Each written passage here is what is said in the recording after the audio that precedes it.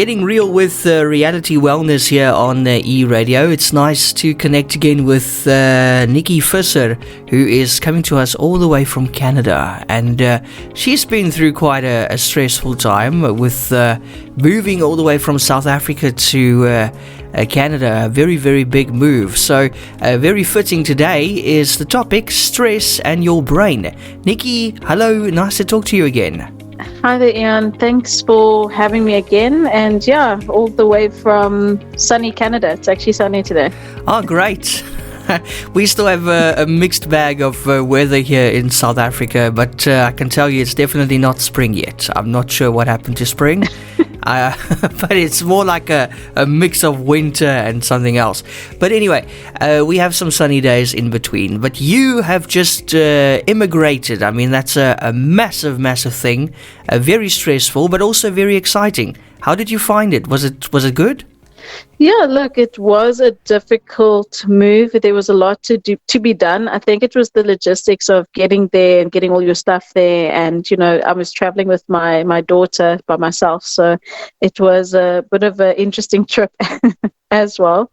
Wow. But yeah, it was definitely stressful. But I think that was what was important, was that I was just managing my stress as best I could. It was one of those that I just kept reminding myself, it's momentary. We're going to move past the stress, this experience of stress. I just got to keep my body calm and move on.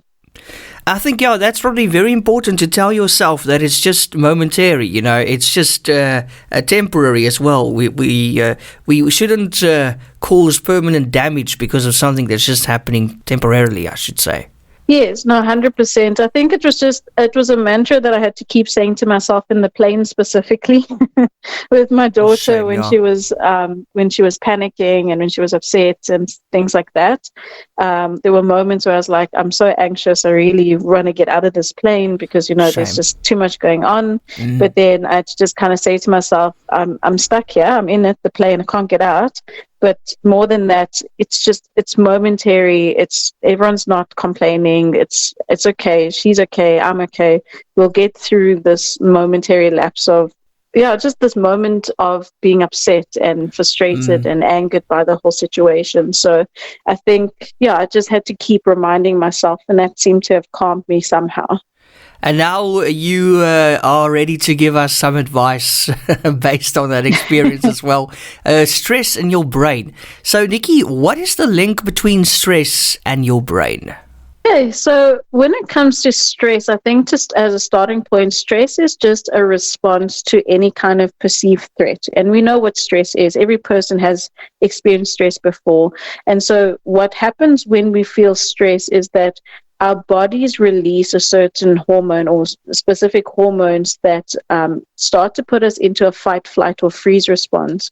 And specifically, the hormones that it starts to release is things like cortisol and adrenaline and things like that.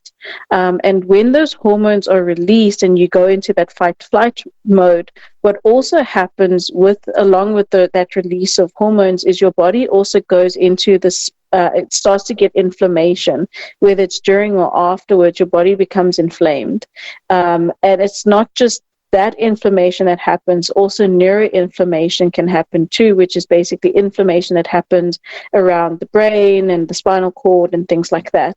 And so, what happens is when you're stressed, your body releases those hormones. It creates that inflammation, and that inflammation can also happen a little bit in the brain. Not bad. It's not like you're going to know, it's not noticeable, but it does then impact the brain.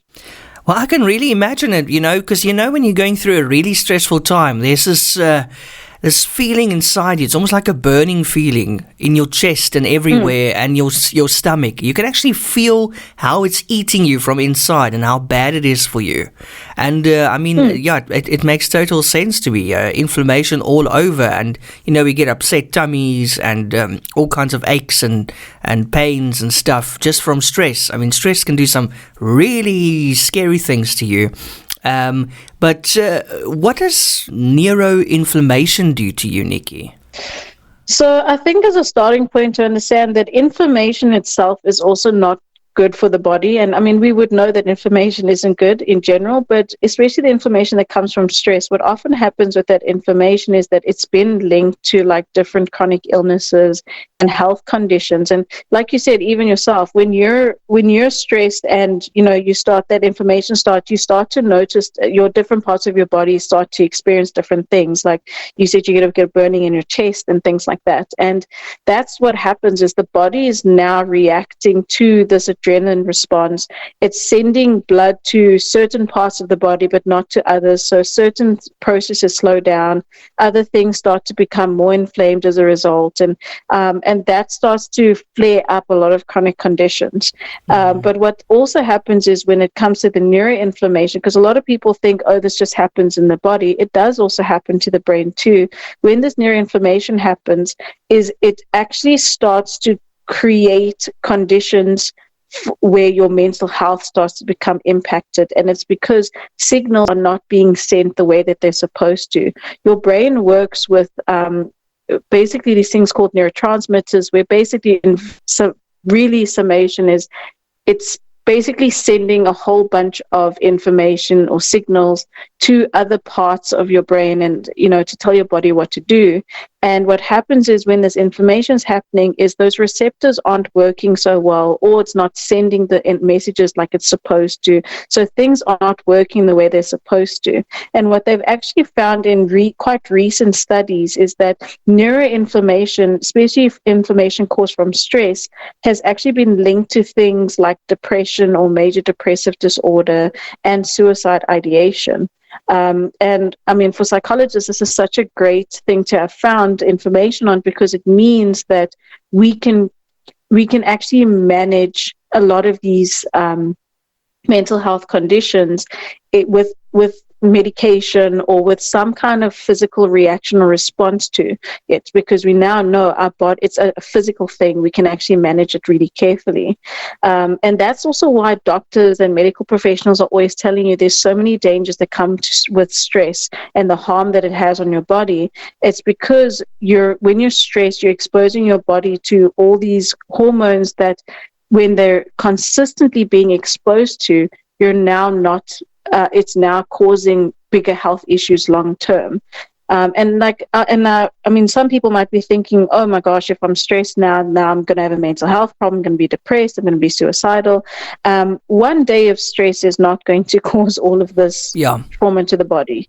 You know what I'm saying? It's got to be this consistent exposure to stress. So if you're stressed every single day and this is a consistent thing for months or maybe years, then sure, then your body is going to feel it, because now your body is consistently being exposed to these hormones that are creating these reactions in your body. So it's more of the continuous exposure to stress as opposed to the stress itself that becomes the problem.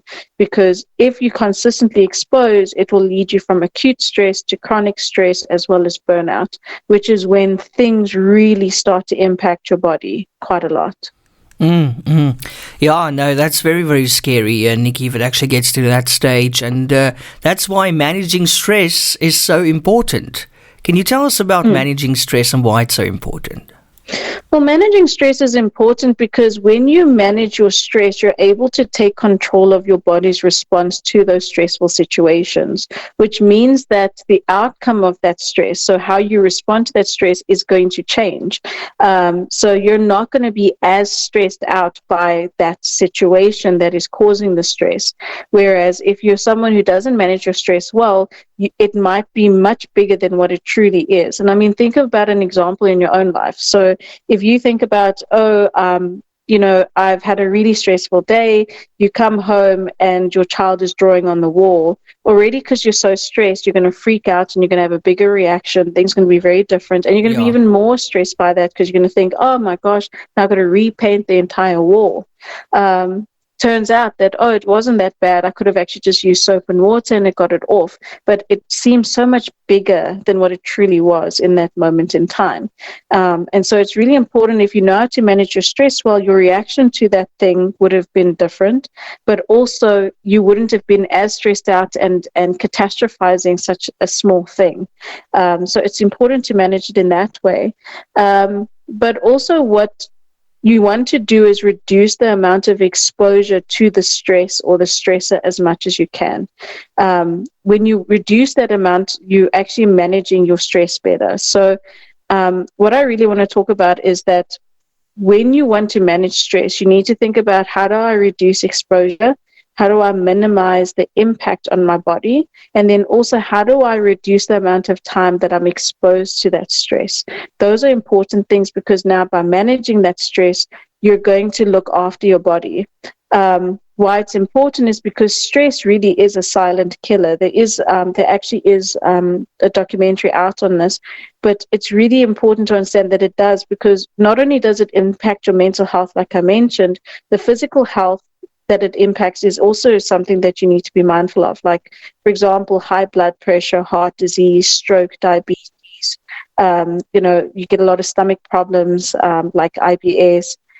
Cancer and things like that. All of those things are the result, not that it's necessarily only a result of stress, but stress creates higher risk towards and propensity towards those particular ailments. So it's so important for us to manage our stress, because it is going to help us live a healthier life, a better life, and a longer life.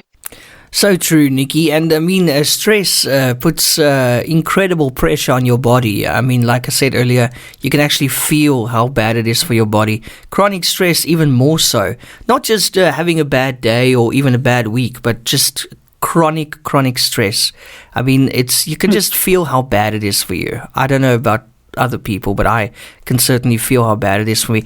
And also what you mentioned, overreacting, like the child drawing on the wall. That's so true. I've seen that in myself so many times, where afterwards I was wondering, why did I have such a big reaction? And then I realized, but I am freaking stressed, and this is why. And then I feel a bit shy afterwards. I'm like, oh no, I was like really overreacting, and now I would do it differently. But anyway, so managing stress is very important. Have you got some tips for us how we can manage our stress better? Absolutely, and I'll go into that now, but I also want to point out something that you mentioned. It's like, also, like you said, you feel a bit embarrassed afterwards. Something else about managing with, if you're someone who's very stressed or in a really stressful situation, we don't even realize that stress can also impact your daily life and your relationships with people because of how you interact with them and the decisions you make. Yeah. You make very rash decisions when you are not in the right headspace because you're stressed. And I mean, an example would be like having financial like, for example, I make a bad decision with my money because I'm stressed. I'm not really thinking things through. And then that creates this other cycle of problems that I didn't really want to get into. So with that said, what can you do to manage stress? Like I mentioned earlier, it's really important to have, and I mean, I'll just create 3 rules. Try to focus on reducing exposure to your stress. Try and minimize the impact the stress has on your body and your mind, or try to reduce the amount of time you're exposed to the stress. And I'm going to explain what that means, but those sort of 3 rules will generally help you with managing stress. There's a lot of other things you can add to it, but I'm giving you the 3 main ones that would generally help with managing stress. So when I talk about reducing exposure to stress, I mean, if you can avoid dealing with the stress altogether, so I don't get exposed to the stress at all, that would be great. But in reality, that's not always going to be the case, right? But when you feel that you're stressed, you need to know that you're stressed. And so a really important part about reducing exposure is knowing when you're stressed and what creates stress for you. So I know that if I see a particular person in my space, that causes stress because I don't like them, as an example. So can I avoid having that person in my space? If I can, then I'm going to just avoid the spaces where they're in, right? But if I can't do that, then I need to know how to calm my body down when they're around, or I need to try and limit my interactions with them to try and reduce the amount of time that I'm exposed to the stress. I'm just using that as an example. But in order for you to know your stress, you need to know your body well. You need to know, what are my signs for stress? How do I know I'm stressed? When do I, how quickly can I pick it up? And then how quickly can I calm down? So you got to do check-ins with yourself every day and know your body, and know what it means when your body's reacting a certain way. When it comes to minimizing the impact on your body, that's when you recognize, I'm not feeling well, I'm feeling really stressed, I can't avoid the stressor, so I need to calm my body down around the stressor so that I can manage how I react to the stress better. So in other words, breathing exercises or grounding exercises, something that's going to force my body to actually physically calm down. And a nice way to do that is also to do regular meditations, because that teaches you how to calm your body down quicker, because it's a practice that your body can learn. It's a breathing technique that your body will now go, okay, I need to calm down. Let me use this breathing technique in my meditations, and it calms your body down. So you're basically just hacking your body to get it down to a point where you can manage it well, so you don't have that inflammation so quickly, so you're not having that fight or flight response, and also so that you're not so worked up when the situation comes up, and you're making better decisions. And then that brings us to the final point, which was the reducing the time of exposure. If that person is around you and you're feeling frustrated, you've calmed your body down, as an example, now I can kind of see, okay, what does this person want? Oh, they just want this. Okay, so let me try and reduce my interactions with this person so I'm not feeling irritated. But that's not just a person. Let's talk about things that cause stress, like, for example, might be a certain amount of work that you have to do. It might be certain things that you're procrastinating. It could be even just maybe not having enough resources to get the work that you need done. So it's about really organizing your time, your space, your environment, your resources, so that you can actually use that effectively, and that you can actually complete what you need to get done, to get it out the way, so that you no longer have to worry about that thing anymore. So it's really just time management, task management, and resource management, so that you can actually finish up what you need to, get it out the way, and move on. Don't procrastinate on it and leave it sitting in the back of your mind. It's so you can just move forward and get out of that space. That's going to be things that are going to reduce your time in experiencing the stress. So that's what I really mean. It's managing your space so you're not stressed anymore.